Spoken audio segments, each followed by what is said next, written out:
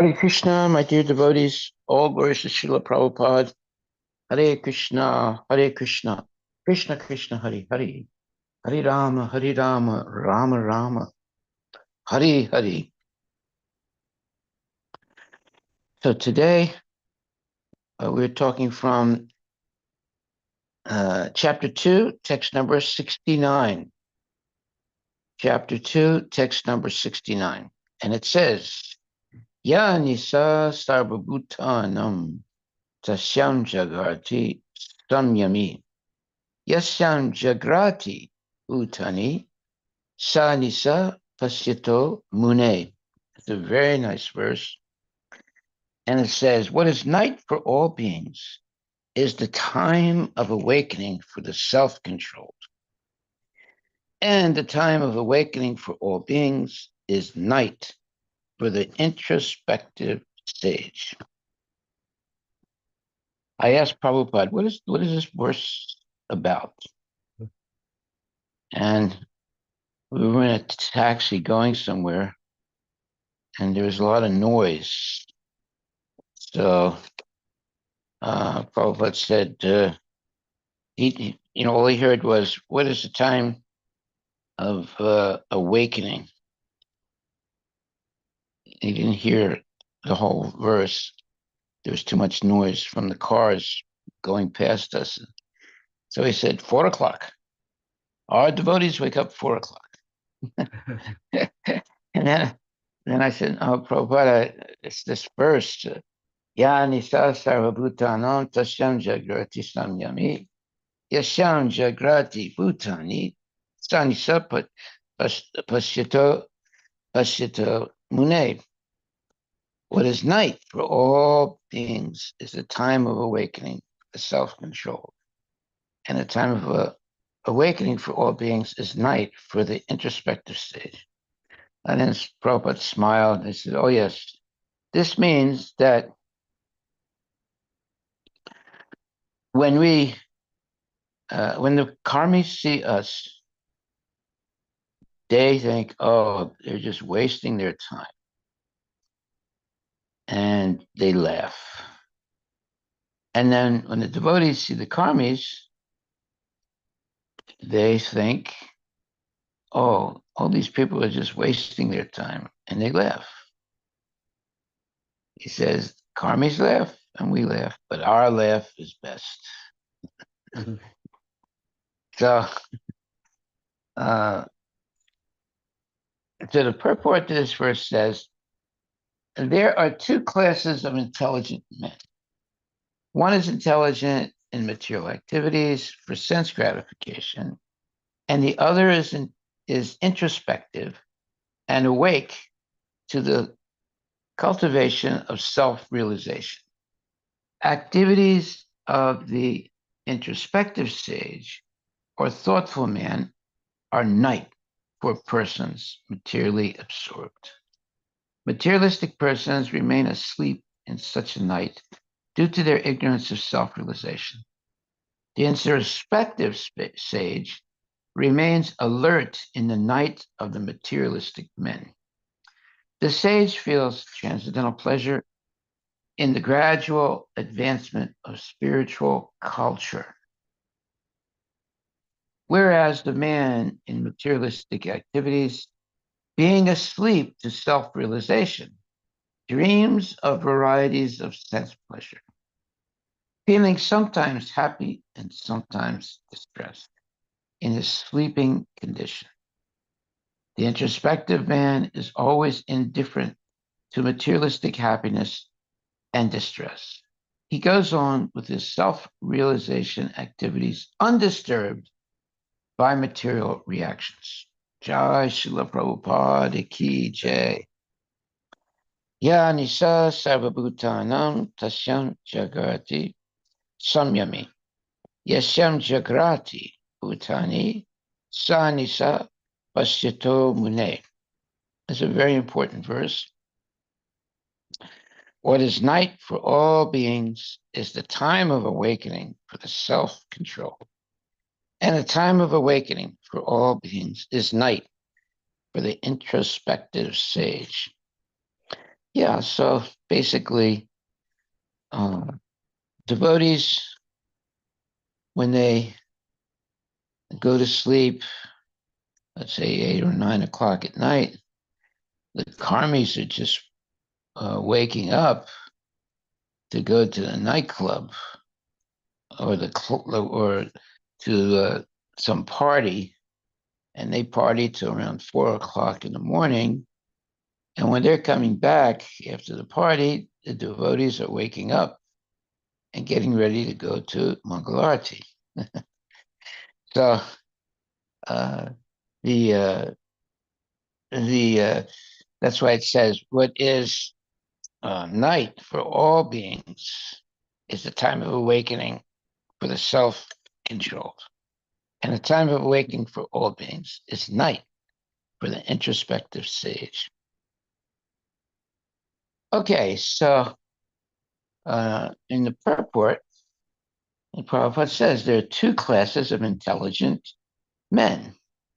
One is intelligent in material activities for sense gratification, and the other is introspective and awake to the cultivation of self realization. Activities of the introspective stage or thoughtful man are night for the persons materially absorbed.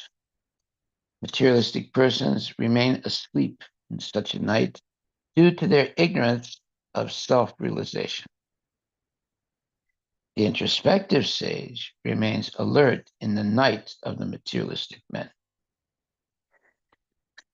Yes, the materialistic men, they go to sleep. Let's say they go to a party and they party until 4 o'clock in the morning, and then they go to sleep. But that's when the devotees wake up to go to Mangalarti. So the karmis, they will then wake up maybe 12 o'clock or 1 o'clock or 2 o'clock or 3 o'clock in the afternoon. Uh, by that time, devotees have been awake for at least almost 12 hours. So, and then they'll take rest early. And then the karmis, they like wake up really to go to parties. And by the time their parties are over, it's maybe 12 o'clock, 1 o'clock, 2 o'clock, 3 o'clock, 4 o'clock. So they start to go home, and that's when the devotees wake up for Mangalarti. So that's why Prabhupada said this. There are two classes of intelligent men. One is intelligent in material activities for sense gratification, and the other is introspective and awake to the cultivation of self realization. Well, this is an important point. Devotees are not sense gratifiers. They're always seeking to understand how to please Krishna and how to practically engage in the service of Krishna. And the materialists, they're always seeking parties and they like to drink liquor and or smoke marijuana. I heard that there are Hindus that have marijuana parties in the Seattle area. You ever hear that? No, never heard of that. Oh, I heard of that. Yeah. Yeah, I'm pretty sure. That's a high clap. Yeah. And but I have gone to programs like to where the Hindus drink wine in their program. Have you seen it? Yeah, That's pretty common. that's common. Yeah, yeah. So I saw that. Not that I'm happy that I saw it, but that's why they don't invite me anymore. They don't want me to see them drinking wine. Yeah, there was one man who was a devotee. Hare Krishna. He was a devotee, and it was a marriage of one of his kids. And at one point, they pulled out the wine, and this man who was initiated, he drank wine at, at that marriage program. So there was like, I was like shocked. I didn't say anything because no use saying anything. Uh, when I say there's no use saying thing, uh, it would only just get into an argument. So, what? Yeah, something like that. Yeah. So it was, I guess it's a habit when you have a wedding. Yeah. And Telangana yeah, culture. it is. They'll drink wine at the wedding. Wow, They at the wedding. How about after the wedding? Do they eat meat? always eat meat, but in wedding, in Andhra side, during wedding, we don't serve meat. Yeah. But in Telangana, meat and liquor is compulsory in wedding. Wow. Women also drink in it. In That's Telangana. Telangana. Well, I'm not going to go to Telangana. Well, you got a lot of Telanganas here in Sammamish. Yeah, one time, Yeah, it's been culture that's coming. They're mostly influenced by the Muslim uh-huh. presence there for a long time. But Muslims are not allowed to, I mean, normally they're not allowed to drink liquor. Really? But They do? they drink like they also the hookah pipe and all kinds of. So it's pretty. Is it true, Maharaj? Like, You can look it up. They're not supposed to drink liquor. I mean, the strict Muslims, they won't drink liquor.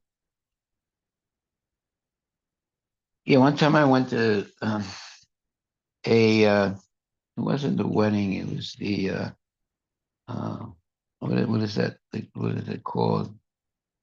Before the wedding. It was a boy and a girl they were getting engaged. It was the engagement party, right? And the father, I knew the father, and he invited me. He's a very rich man. In fact, if I tell you what his name is, you'd know right away.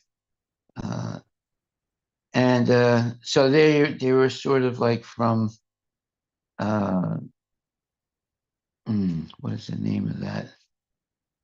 Um, they were like from warrior caste, uh, and so I'm in their house it's in Seattle, and it was right.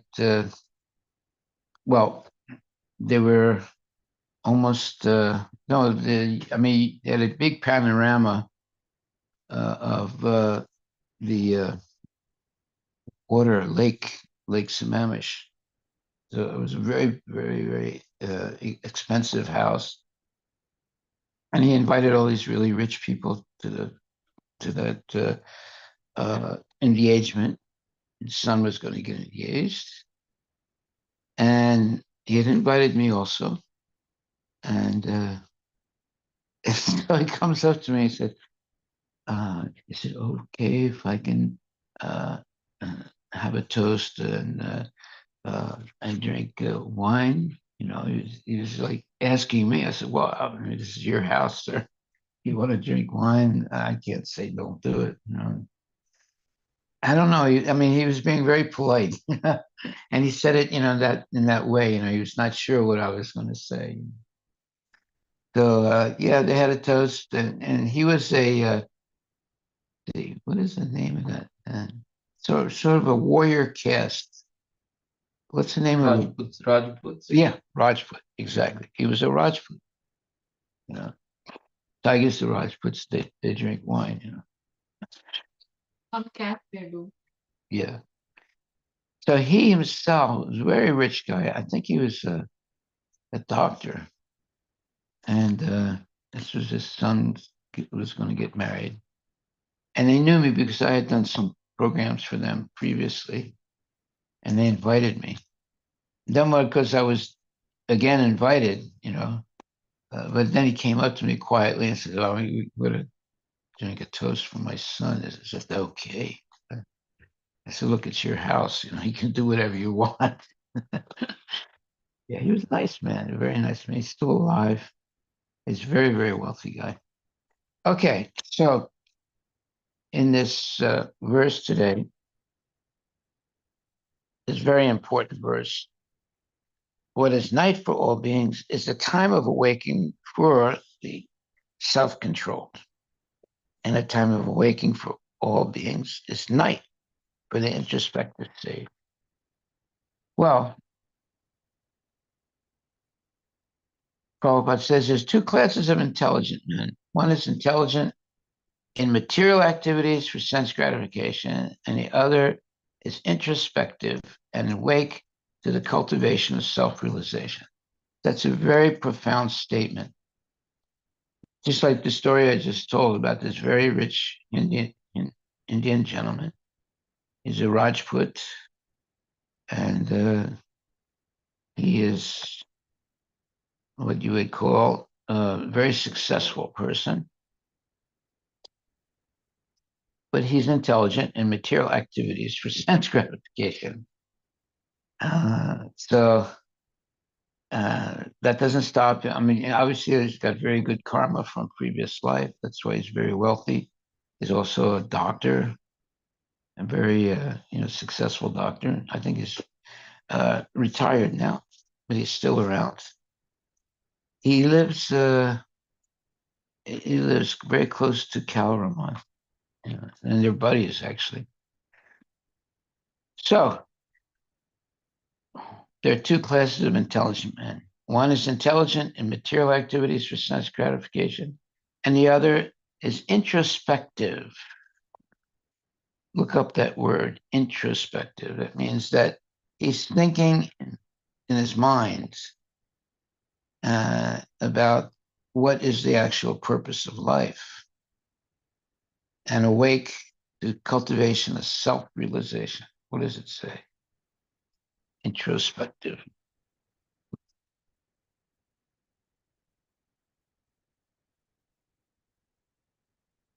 Intro means in, inspective means thought.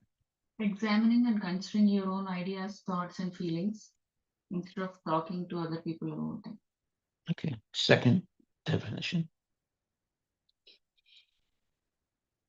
Introspection is the process of examining one's own thoughts, feelings, and motivations. It involves a deep, often reflective analysis of one's inner self, seeking to understand personal experiences, values, and behaviors. Here are the few key aspects of introspection. Self-awareness. Introspection helps in developing self-awareness, allowing individuals to better understand their emotions, triggers, and patterns of behavior. Personal growth by reflecting on one's experiences and choices. Introspection can foster personal growth and self-improvement. Emotional insight. It can provide insight into emotional responses and underlying issues, helping individuals address and manage their emotions more effectively. Decision making. Introspection often aids in making more informed decisions by considering one's true motivations and long-term goals. Mindfulness. Engaging in introspection can enhance mindfulness as it encourages being present with one's thoughts and feelings without judgment.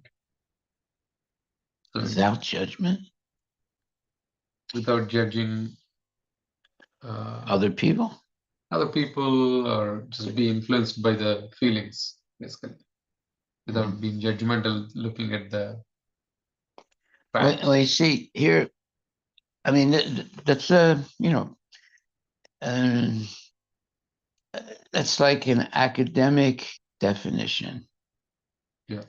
But Prabhupada says that an introspective person is awake to the cultivation of self-realization. Right? It's not a real long definition that he gives, but it's right to the point. Self-realization. Did it mention anything about self-realization in what you read? No. It had self-awareness. Okay. But self-realization is more than self-awareness, I think. The cultivation of self-realization. Are you really thinking deeply about, how to serve Krishna properly? Yeah. And Prabhupada says, activities of the introspective sage or thoughtful man are night for persons materially absorbed.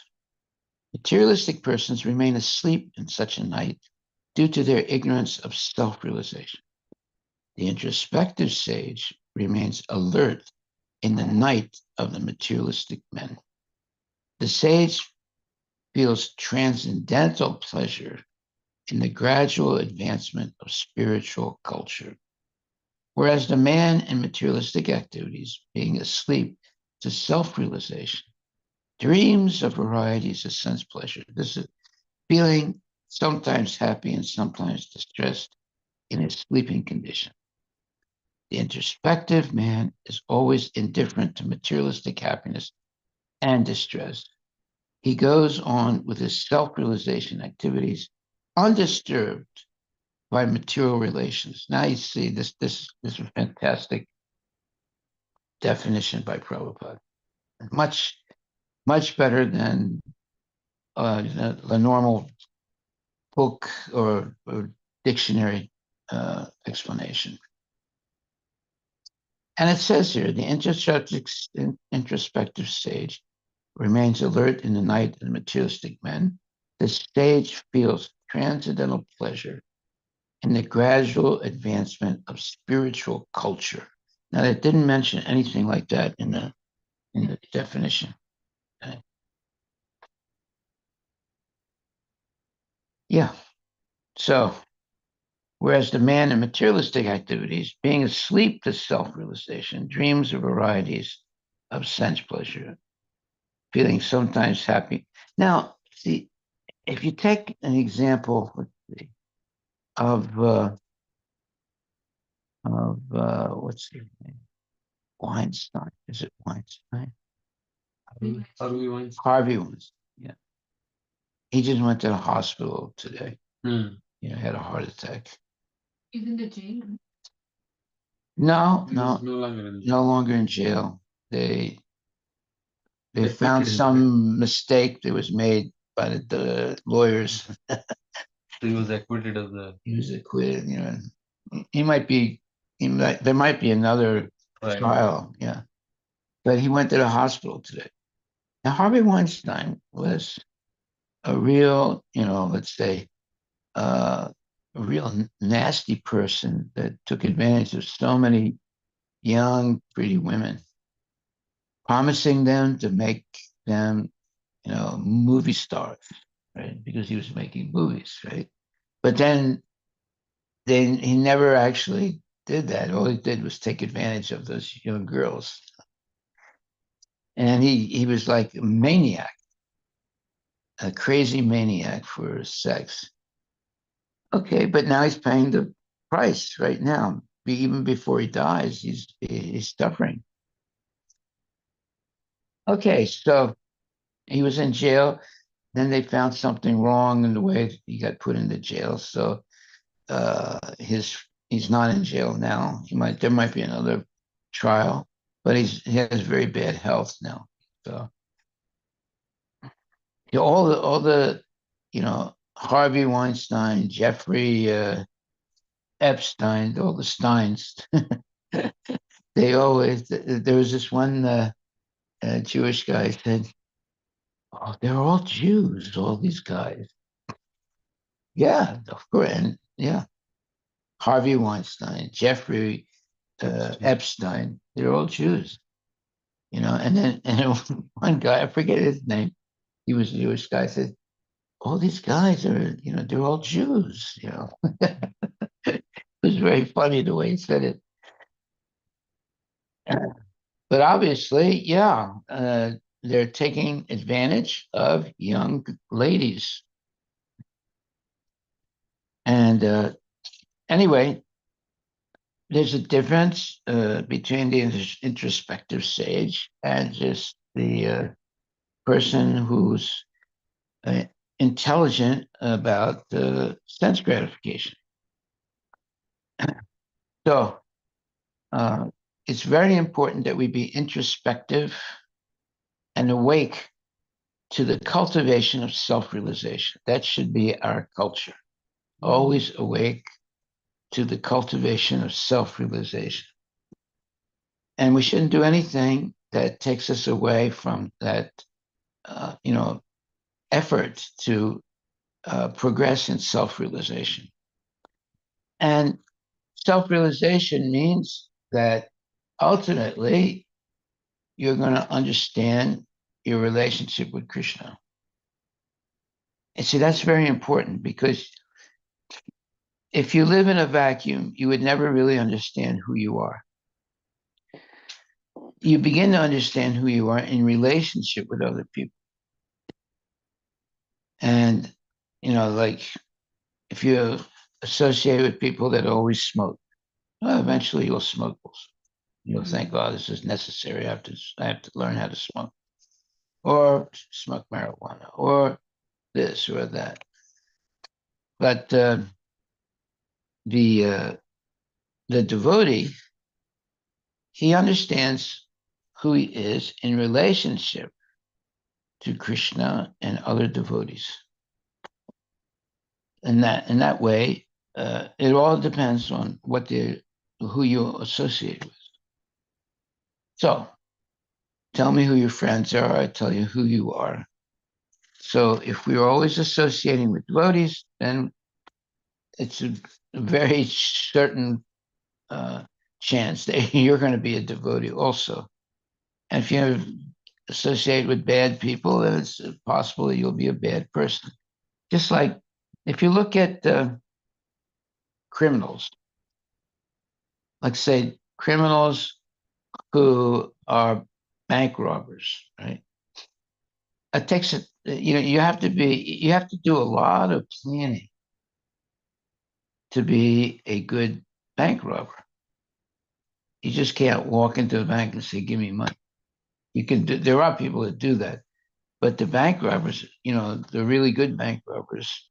In fact, just recently there was one of the biggest bank robberies in the history of the United States, and they haven't been caught yet. I think they got away with, like $30 million, huh? 30 million. $30 million, yeah, $30 million, and they still haven't been caught. And they got into the bank from the roof. They made a hole, got in, and got out very quickly. And $30 million. Now, just think about that. That's very heavy. Mm. How do you move $30 million? You have to have, you have to have a lot of muscles, or you have to have, equipment to move that much money. And they did it, and they haven't been caught yet. It's all cash money. Yeah, yeah. They don't take, dimes and quarters and things like that. They only deal with, bills. But even the bills are heavy. When you're talking about $1 million, it's heavy. And they haven't been caught yet. It's it's amazing that they were able to do it. Okay, so but in order to do a heist or a theft like that, it required a lot of planning. You have to have, plans of the inside of the bank. You have to know what kind of vault they have, and it would require a huge amount of planning. And you're going to have to open the vault. The vault is closed, right? So you have to have a way of breaking into the vault, either by being so clever that you can open the uh, what do you call it? The Well, anyway, you have to get into the vault to get all that money out, and you have to do it relatively quickly because there are alarm. You have to knock out all the alarms.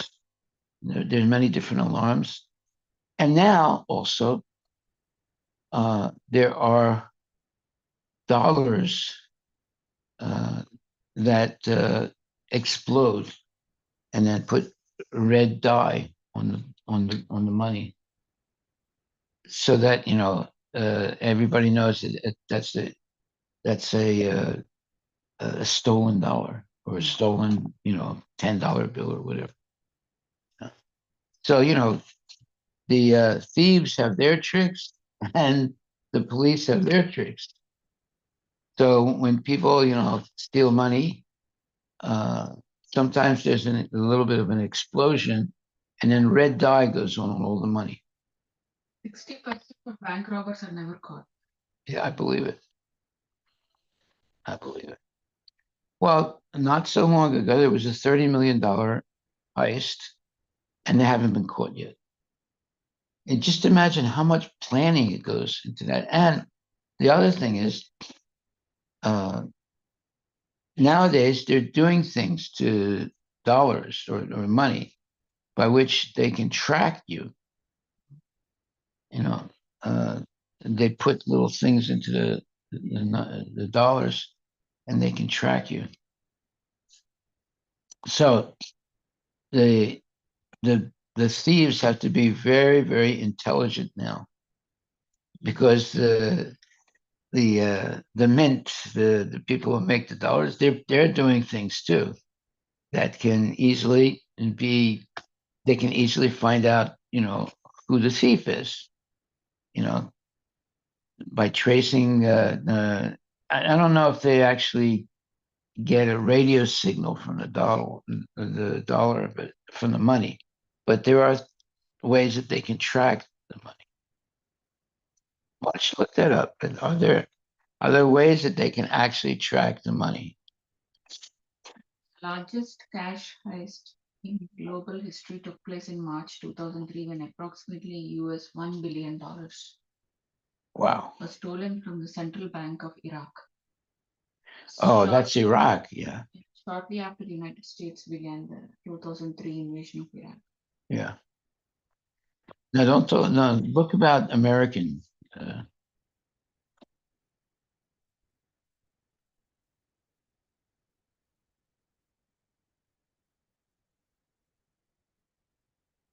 Because nowadays they're doing very, strange things with dollars, so that they can track them once they're stolen. Easter Sunday heist on March 31st, 2024, which was estimated to be over $30 million. What year? 2024. 2020. That's now, right? This month. This year. Yeah. Yeah, that's what I was talking about. It's a huge amount of money. But it's $30 million. Yeah. Now, how do you move $30 million? It's heavy, right? And then what do you do with it?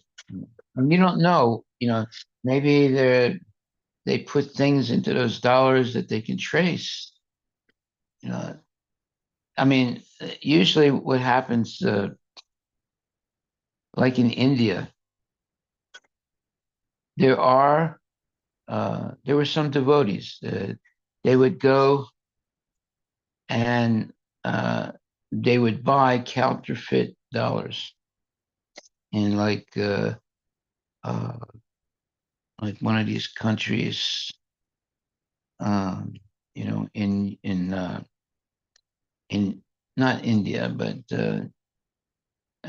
maybe it was China, one of those countries, you can go and buy fake American dollars, but they look almost real. And then they would take that counterfeited money and go to India. Now in India, you got guys on the street, with big wads of dollars, right? And they're exchanging the money with the foreigners. Right? So uh, so then they would try and give those counterfeit American dollars that look real, right, to these people on the street. Now, uh, finally, the people on the street, after they got burned a couple times, they realized, they have to be very, very careful. But they were going, getting counterfeit money, I think, from China, and then selling it or exchanging it in India. Why don't you look that up? And one of those persons that got caught was a devotee, and he got caught. He was taking the counterfeit dollars to Belgium and Europe, and dumping them there, cheating people there. And he finally got caught, and he was put into jail. And he was a devotee. What's it say? States Department of Treasury estimates that there are between 70 million and 200 million dollars in counterfeit bills in circulation at any given time. Right. Yeah, one day I went to bank. $1 million? $200 million. One day I went to the bank to make put money in the bank, a deposit, right? And they came back and said, "Oh, this $100 bill is counterfeit." I said, "Really? Well, why don't you give it back to you?" "No, I can't give it back to you." No, I said, "Why don't you give it back to me? I'll give it to someone." No. They take it. They won't give it back. Now I didn't know it was counterfeit. Somebody gave me $100 counterfeit bill, and they confiscate it right away. And they don't accuse you of being a crook, you know. But there are crooks that'll they'll go and buy things with unwitting uh, people that have businesses.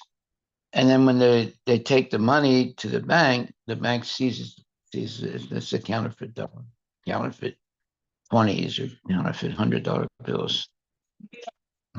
Commonly counterfeited. Really? Okay. There's so many ways people are cheating. It's terrible. Actually terrible. Okay, so materialistic persons remain asleep in such a night due to their ignorance of self-realization. The introspective sage remains alert in the night of the materialistic man. The sage feels transcendental pleasure as the gradual advancement of spiritual culture. Whereas the man in materialistic activities, being asleep to self-realization, dreams of varieties of sense pleasure, feeling sometimes happy and sometimes distressed in a sleeping condition. The introspective man is always indifferent to materialistic happiness and distress. He goes on with his self-realization activities undisturbed by material reactions. Haribol. Okay, so are there any questions?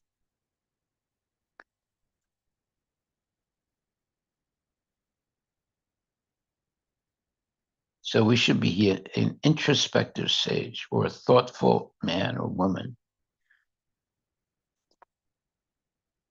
Any questions online?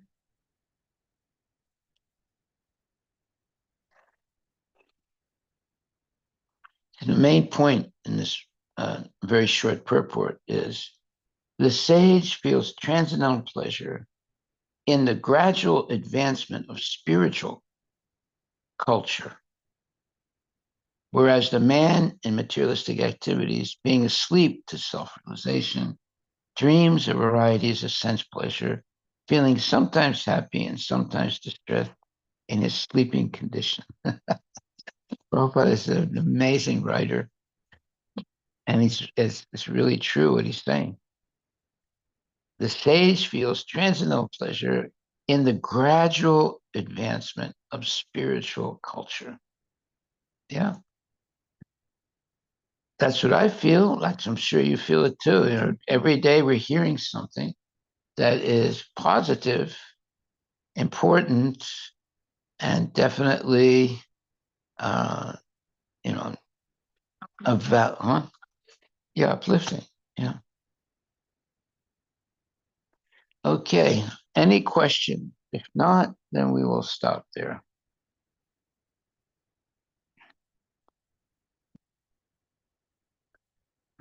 Let's see any question. Hare All glories to Srila Prabhupada ki jai. Hari